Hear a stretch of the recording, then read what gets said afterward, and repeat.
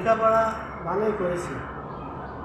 দুঃখের বিষয়ে লেখাপড়া করে চাকরি করলাম, চাকরি আবার করব। আমি এই রাজমিস্ত্রির কাজ করেই লেখাপড়া করেছি, আর পাশাপাশি আমি এই রাজমিস্ত্রির কাজ করে আমি চাকরি করলাম। গার্মেন্টসে চাকরি করতাম, গার্মেন্টসের চাকরিটা ছেড়ে দিয়ে এখন আমার 16 তারিখে ট্রেনিং আছে, ফেব্রুয়ারি মাসে, অর্থাৎ কাল রবিবারে আমি ট্রেনিংয়ে যাব। আবার ট্রেনিংয়ে যে আবার চাকরিতে যাব, তো বাড়িতে বসে থেকে কী লাভ? বসে থাকি তো সময় চলে গেল, কিন্তু টাকা ইনকাম হলো না।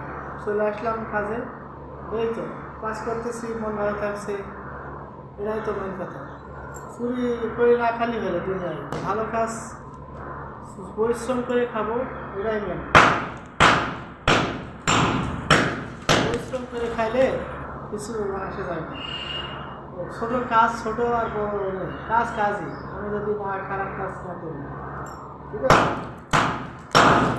যাই করো পরিশ্রম করতে।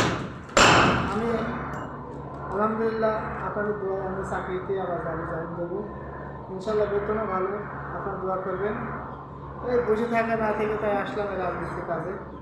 একদিন কাজ করলে 400 টাকা, খাওয়া সময় নষ্ট না করে গরিবের সন্তান কী করবে, আসলাম কাজে।